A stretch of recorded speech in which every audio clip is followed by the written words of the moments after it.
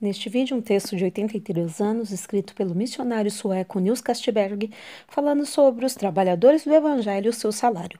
O texto foi publicado no jornal Mensageiro da Paz, na segunda quinzena de janeiro de 1938. Seja bem-vindo ao Diário Pentecostal Historiando, análise histórica e crítica sobre o movimento pentecostal brasileiro. Se inscreva no canal e siga nossas redes sociais. O povo que não conhece a sua história está condenado a repeti-la, porque dizem as Escrituras: não ligarás a boca ao boi que debulha, e também digno é o obreiro do seu salário. 1 Timóteo 5:18. O mundo em geral julga os pregadores e os sacerdotes como indivíduos improdutivos que nada sabem e nada querem fazer. Crê também que os pregadores desempenham a sua missão como qualquer pessoa que tem um ofício, pois não compreendem que os verdadeiros pregadores são chamados por Deus e pregam porque o amor de Deus os constrange, pois estão na mesma posição de Paulo quando disse: ai de mim se não pregasse o Evangelho. 1 Coríntios 9:16. Existem, infelizmente, padres, pastores e pregadores que desempenham o seu mandato visando apenas o provento material. Tristes esses tais que assim procedem, porque vão ser castigados por Deus.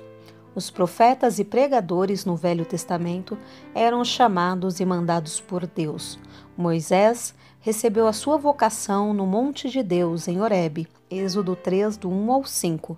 Isaías recebeu o seu chamado quando se achava no templo, Isaías 6, do 1 ao 6. Jeremias, ainda moço, foi chamado por Deus para levar a sua mensagem a um povo rebelde e obstinado, Jeremias 1, do 1 ao 8. Deus os chamou, os sustentou e os ajudou a levarem a sua palavra nas suas bocas e as tochas de fogo. Deus os chamou, os sustentou e os ajudou a levarem a sua palavra nas suas bocas e a tocha de fogo do Espírito Santo em seus corações. Por isso fizeram maravilhas, envergonharam os ateus e passaram como relâmpago pelo mundo, acendendo fogo divino por toda parte. Os 12 apóstolos também foram chamados por Jesus e revolucionaram o mundo com a sua doutrina, o Evangelho, que ainda está mostrando o seu poder para a salvação de todo aquele que crê. Aleluia! Ainda hoje temos pregadores mandados por Deus. Esses estão certos de que Jesus os chamou com uma santa vocação para pregarem a sua palavra. Eles não deixaram o seu trabalho material por serem ociosos, mas porque o Senhor os chamou. O trabalho que eles agora têm não diminuiu, antes aumentou e multiplicou em responsabilidade. Ganhar e cuidar as almas é muito mais que ser boieiro ou exercer outro mistério. A matéria é finita, mas as almas são eternas, e por isso ser pregador do Evangelho, dar contas a Deus de uma missão tão nobre não é fácil.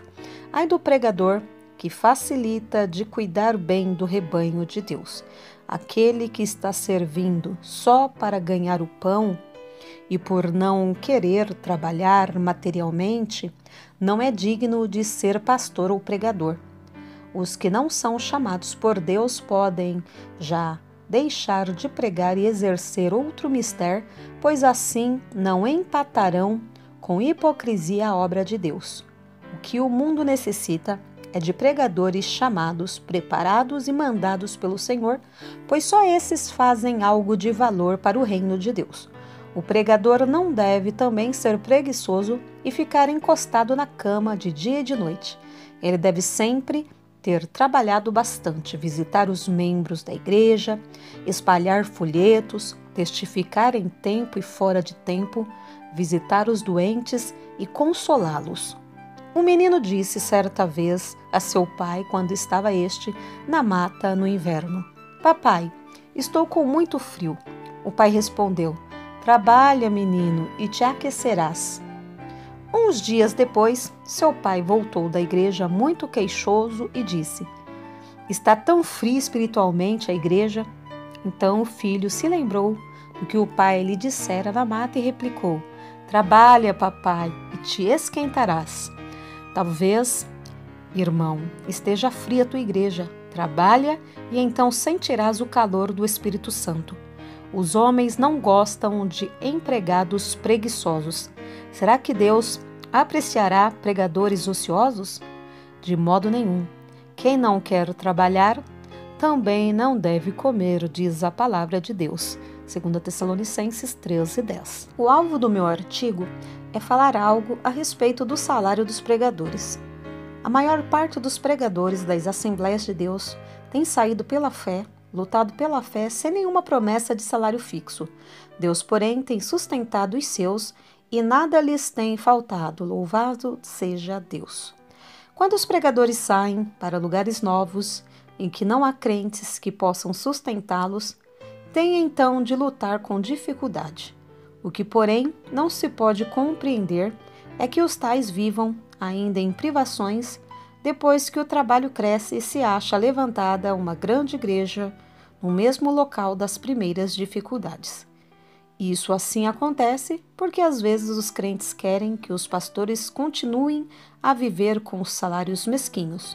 Há pastores que dirigem grandes assembleias, mas andam mal trajados e passam necessidade porque os membros da igreja que não dão o seu dízimo são avarentos e não querem dar a Deus e ao pregador o que realmente lhes pertence.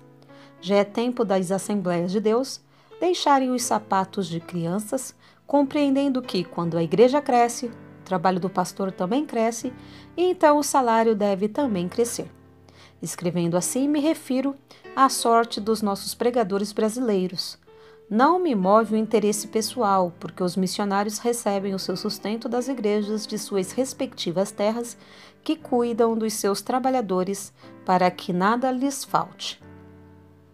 Estou certo de que, agora, é tempo de serem despertadas muitas assembleias neste ponto, para que os seus pregadores se possam apresentar perante o público, não vestidos luxuosamente, mas de um modo digno de servos de Deus e representantes das igrejas abençoadas por Deus.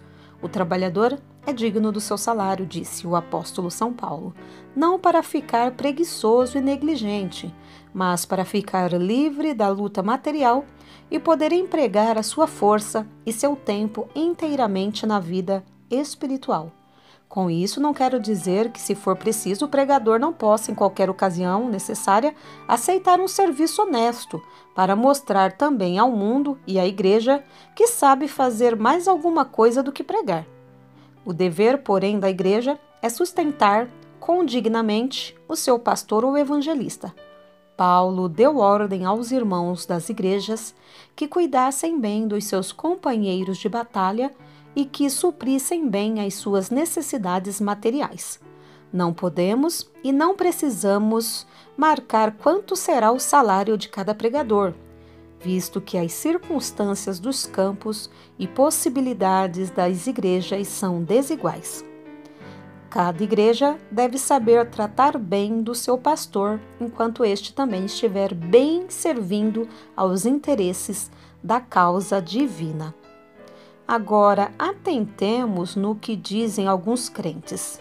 Vou ser pregador, porque agora as Assembleias de Deus vão dar bons salários aos seus pregadores. Meu amigo, se não tiveres vocação, fica no teu trabalho material, pois melhor é ser empregado, embora exercendo humilde mister, do que ser um pregador sem vocação, sem graça e sem chamado de Deus. Os pastores que tratam bem da igreja são em geral bem tratados pela igreja. Pode haver exceção, mas é raro. Se o pastor quer um bom salário e uma igreja que dê o dízimo, seja ele o primeiro a dar o dízimo. Há pastores que são os próprios culpados do seu mal-estar material, porque gastam o dízimo da igreja e não contribuem. Que vergonha! Há outros que falam em todos os cultos somente a respeito do dízimo e falam com tanta falta de sabedoria que os crentes se cansam, zangam e não dão o dízimo. Notai bem os levitas e os sacerdotes que receberam o dízimo Eles davam o dízimo, Hebreus 7:9. O dever do pregador é dar o dízimo em primeiro lugar. Depois, quando Deus assim dirigir, pregar sobre o dízimo. Só assim a sua pregação terá força e efeito, pois é uma pregação já praticada. Outro mal do pregador é se ele mesmo continua como tesoureiro da igreja, sem que esta saiba para onde vai o dinheiro. Quando a igreja tem no seu seio homens de confiança, deve ter o seu tesoureiro que também dará conta ao ministério, que por sua vez deve dar relação à igreja uma vez por mês, para que esta saiba quais foram as entradas e saídas de dinheiro. Assim, não haverá murmuração dentro da igreja a esse respeito. É uma verdadeira bênção quando o pastor está livre do lado material da igreja, tendo homens de confiança e capacidade que cuidam destas coisas. Quando as igrejas são novas, pode o pastor, por algum tempo, ser obrigado a exercer a tesouraria, por não haver ainda auxiliares para esse fim.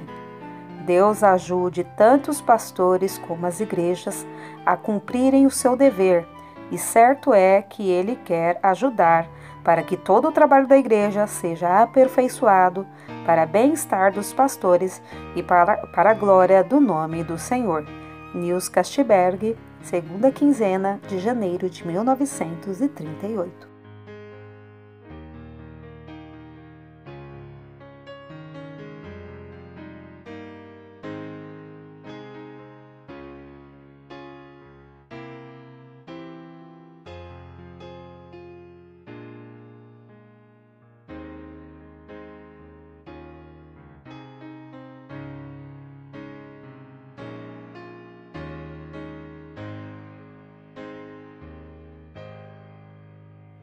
Porque nada podemos contra a verdade, senão pela verdade. Segunda carta aos Coríntios 13:8. Se você gostou do conteúdo deste vídeo, se inscreva no canal, deixe o seu joinha, compartilhe e ative o sininho para receber do YouTube as notificações dos novos vídeos.